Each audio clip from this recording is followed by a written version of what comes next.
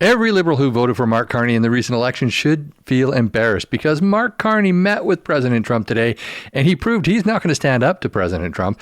As a matter of fact, they appear to be best buddies, or at least a lot closer than Mark Carney let on.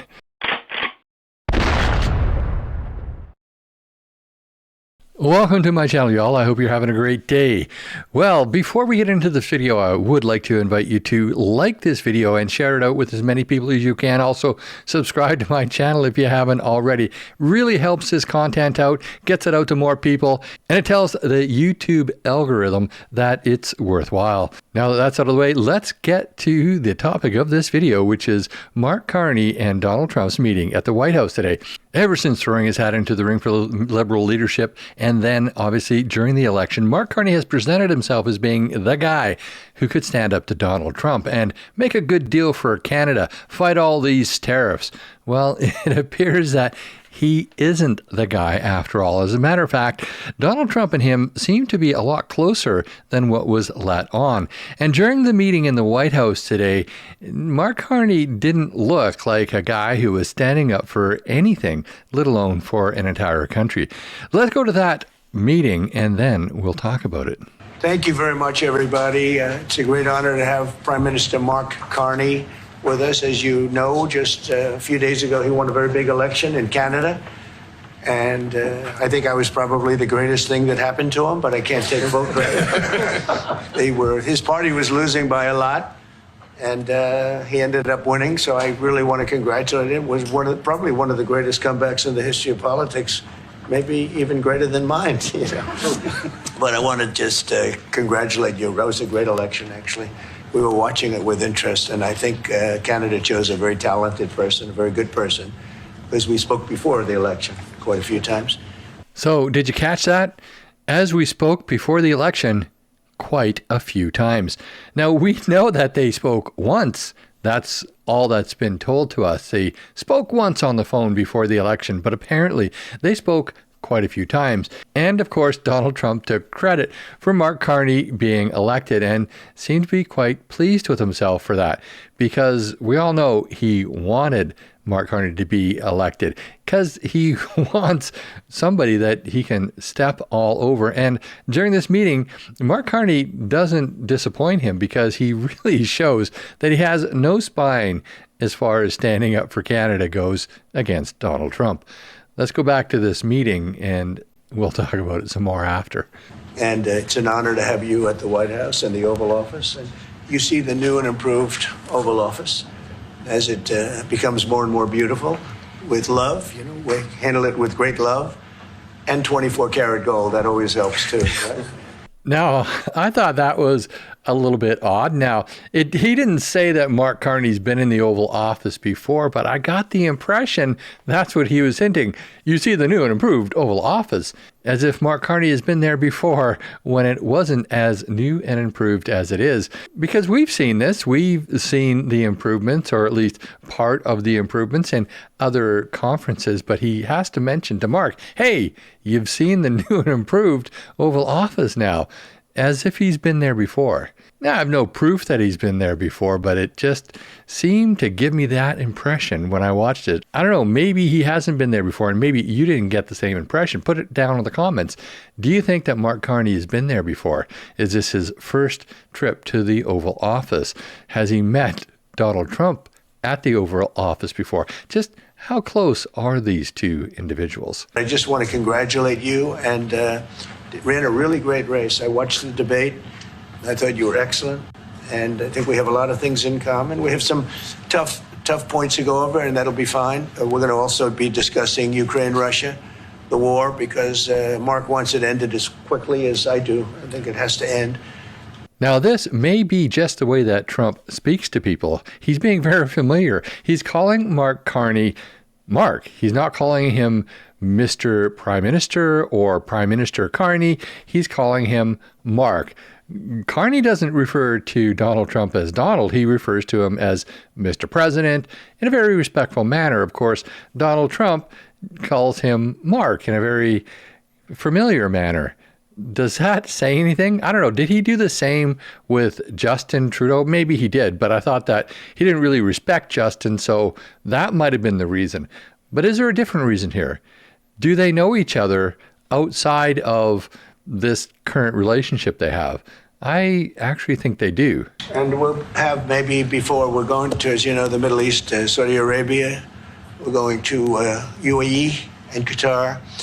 And that'll be, I guess, Monday night. Some of you are coming with us. I think before then we're going to have a very, very big announcement to make, like as big as it gets. And I won't tell you on what, but it's going to, and it's very positive. I'd tell you if it was negative or positive. I can't keep that out. It is really, really positive. And that announcement will be made either Thursday or Friday or Monday before we leave. But it'll be one of the most important announcements that have been made in many years about a certain subject, very important subject. So you'll all be here.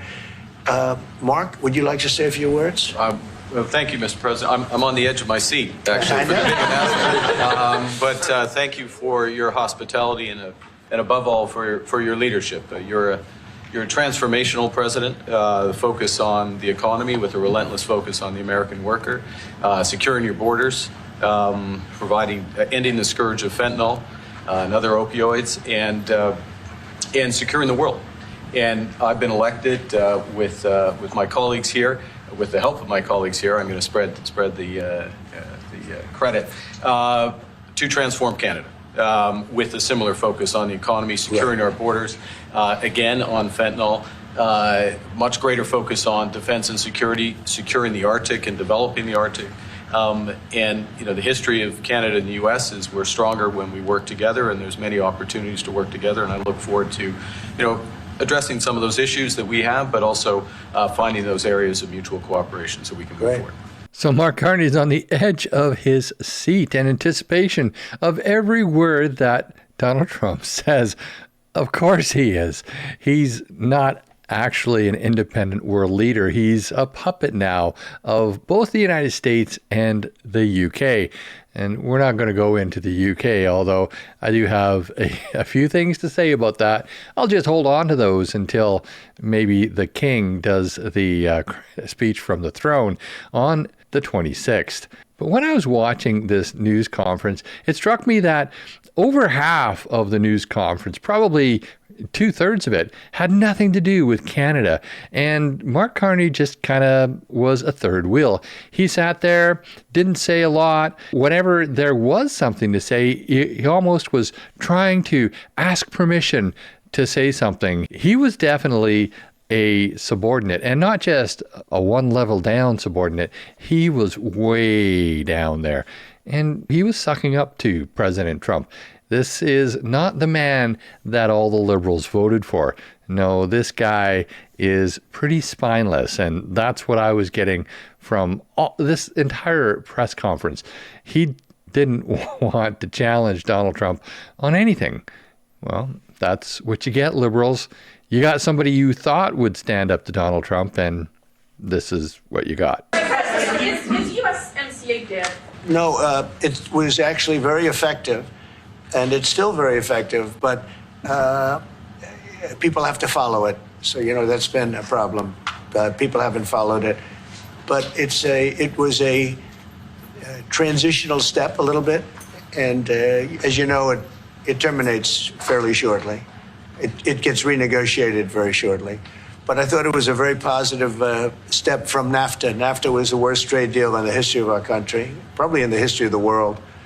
And this was a transitional deal, and we'll see what happens. We're going to be starting to possibly renegotiate that if it's even necessary. I don't know that it's necessary anymore, but it served a very good purpose.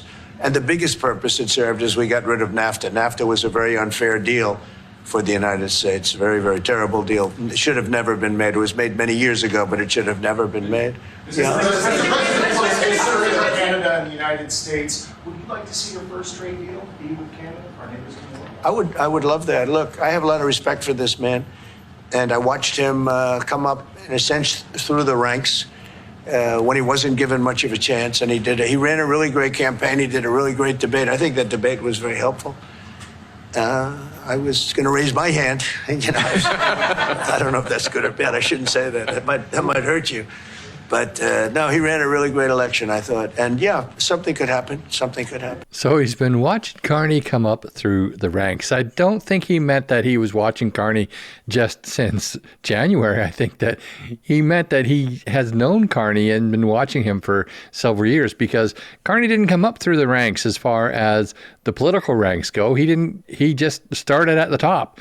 He threw his hat in the ring and was selected. And that was a foregone conclusion.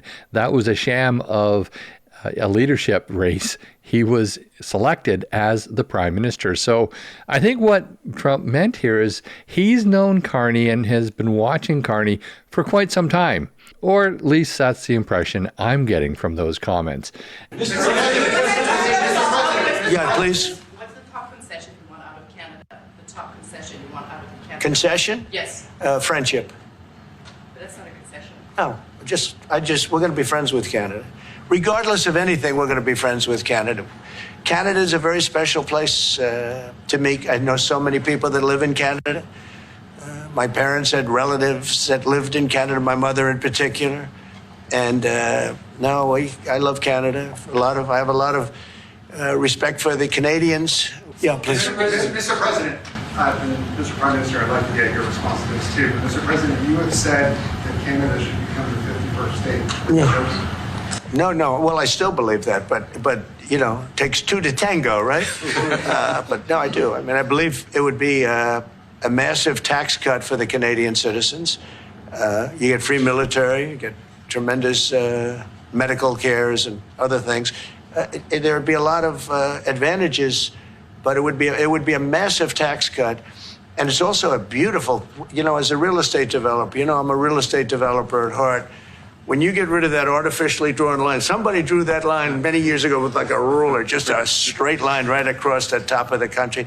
Look at Carney's expression here. He's smiling. He's thinking this is quite funny, like it's not really disturbing him. He's going to get more of a serious face in just a few minutes, but I thought that this in particular was a little telling. He thinks that this is actually quite funny, as if it's all been a joke all along, which a lot of us have been thinking it's been a joke all along, that Trump was never really serious about it. And I think that out of this press conference, although he still says that he's serious about it, I think we're getting more of the impression that, he's not really serious about the 51st state or Canada being the 51st state. And he never was. When you look at that beautiful formation when it's together, I'm a very artistic person, but when I looked at that beauty, I said, that's the way it was meant to be. But, you know, I do feel it's much better for Canada, but we're not going to be discussing that unless somebody wants to discuss it. I think that there are tremendous benefits to the Canadian citizens, tremendously lower taxes, free military, which honestly we give you essentially anyway, because we're protecting Canada if you ever had a problem. But I think it would really be a wonderful marriage, because it's two places that get along very well. They like each other a lot. Well, if I may, as you know from real estate, there are some places that are never for sale. That's true. We're sitting in one right now, you know, Buckingham Palace that you visited as well. That's true. And having met with the owners of Canada over the course of the campaign last several months, it's not for sale, won't be for sale ever. But the opportunity is in the partnership and what we can build together. And we have done that in the past. And part of that, as the president just said, is with respect to our own security. And my government is committed for a step change in our investment in Canadian security and our partnership. And I'll say this as well, that the president has revitalized international security, revitalized NATO, and us playing our full weight in NATO, and that will be part of it. That's true. Well, that was a very lame response, Mark Carney, saying that, well, as you know from being a real estate mogul, that some things are never for sale. And then he goes on to talk about, he's talked to the owners of Canada. What owners? Is he talking about the citizens of Canada? Maybe, but I don't know. I got the impression that he thinks that there is a select few people who own Canada. And we've been getting that impression for quite some time, that really most of us don't really matter to the elites in Ottawa and to the elites like Mark Carney, the bankers, the international bankers, the globalists.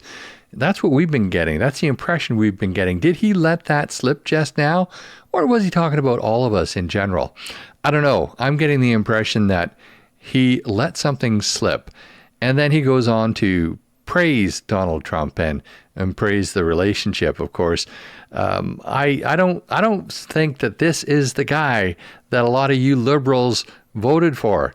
I think that this is the guy that us conservatives knew Donald Trump wanted to be in power because he's a pushover. Canada is stepping up the military participation because Mark knew, they were low, and now they're stepping it up, and that's a very important thing. But never say never. Never say never. What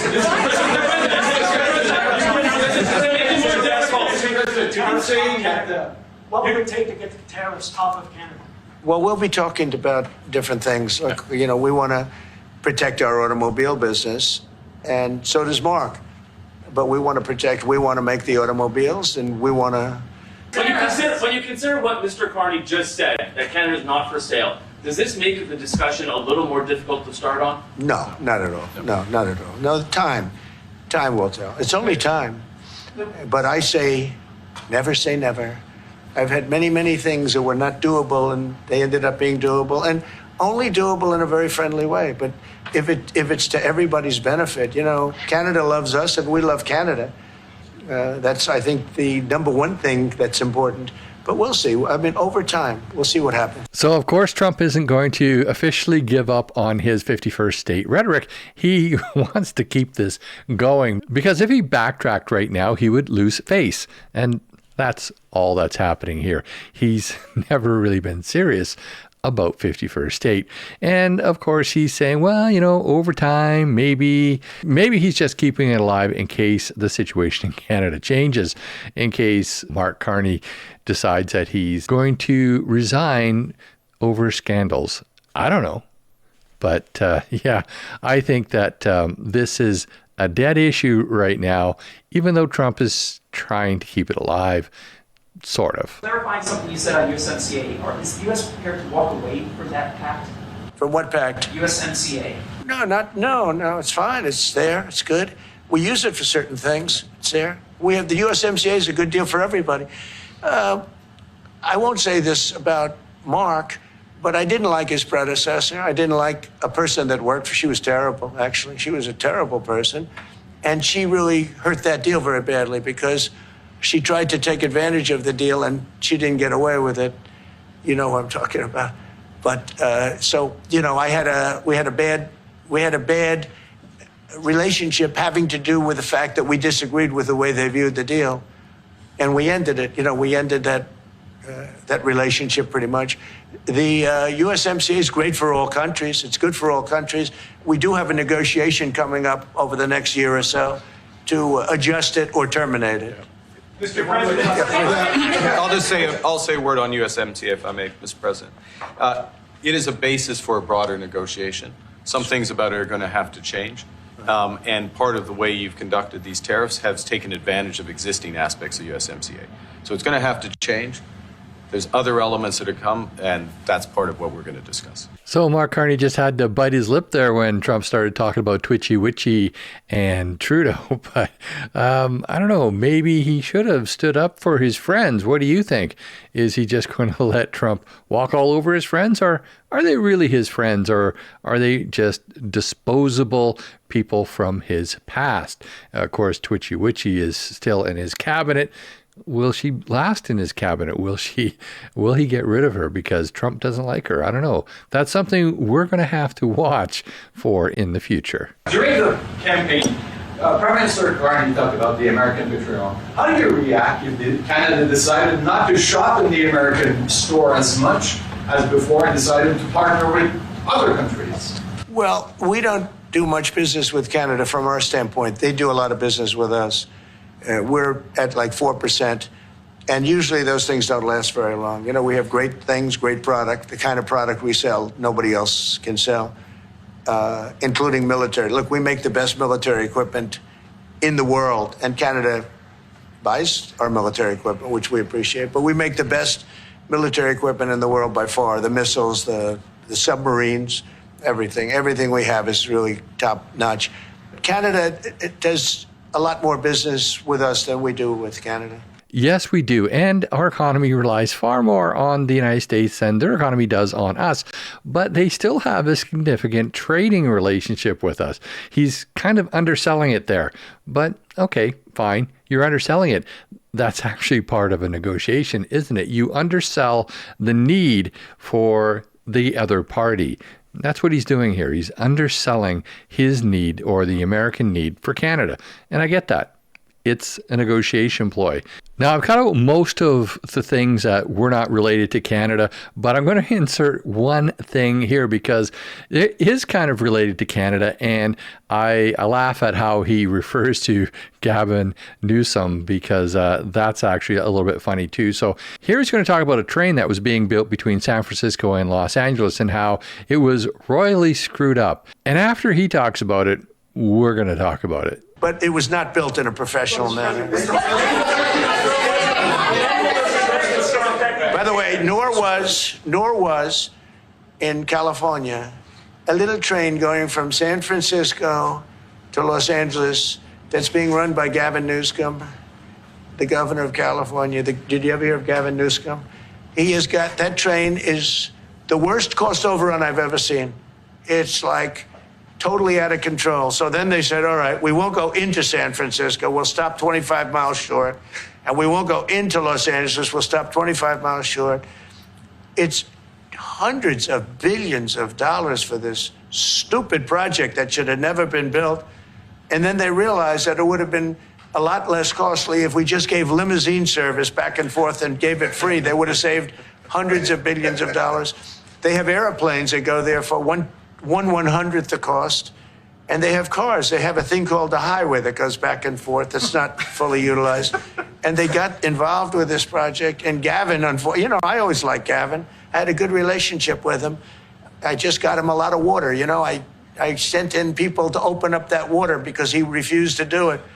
And we just got him a lot of water. If they would have had that water, and if they would have done what I said to do, they wouldn't have had the fires in Los Angeles. Those fires would have been put out very quickly. But if you think about it, and you got to take a look at this, it's the worst cost overrun I've ever seen. I've watched a lot of stupid people build a lot of stupid things, but that's the worst cost overrun I've ever seen, what's happening between San Francisco and Los Angeles. And you ought to ask about that because this government is not going to pay. I told our very great new Secretary of Transportation, he's doing a good job, Sean Duffy, I said, we're not going to pay for that thing. They are just, it's out of control. This is something that you don't have things like this. It's not even conceivable. Like 30 times over budget, 30 times. It's the craziest thing and now it's hundreds of, it was supposed to be a simple train. Oh yeah, we don't have anything like that in Canada. No, not at all. What are we building $1 billion project between Montreal and Toronto, a train that probably is going to end up the same, probably more expensive because everything we do in Canada is far more expensive. And of course, we have all these corruption scandals that are costing us billions and billions of dollars. No, we have nothing like that in Canada. Just to clarify, Mr. President, is there anything the Prime Minister can say to you today to change your mind on tariffing Canada? Tariffing cars? Tariffing Canada. Is there anything he can say to you in the course of your meetings with him today that would get you to lift tariffs on Canada? No. Why not? Just the way it is. No, that's just the way it is. I love that response. He's not going to tell Carney what you can say to get out of these tariffs. And he's definitely not going to say it in public. He's going to wait until he's behind closed doors to do that. So in a sense, that was kind of a silly question, but it was probably a question that the media had to ask and then get shut down. Of course, Carney had a lame response, but that's just Carney. He had a lame response. So I'm going to close down this video here. It is getting kind of long, but as you can see, Carney wasn't really even a significant player within this press conference. I cut out so much that wasn't even related to Canada. And when it was related to Canada, how much did he have to say? Not very much at all.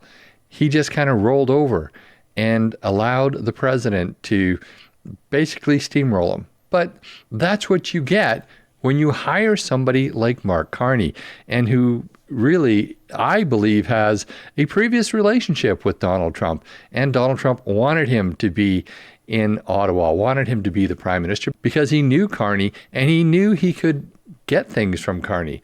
That's Donald Trump. Donald Trump is a good negotiator, regardless of what you think of him.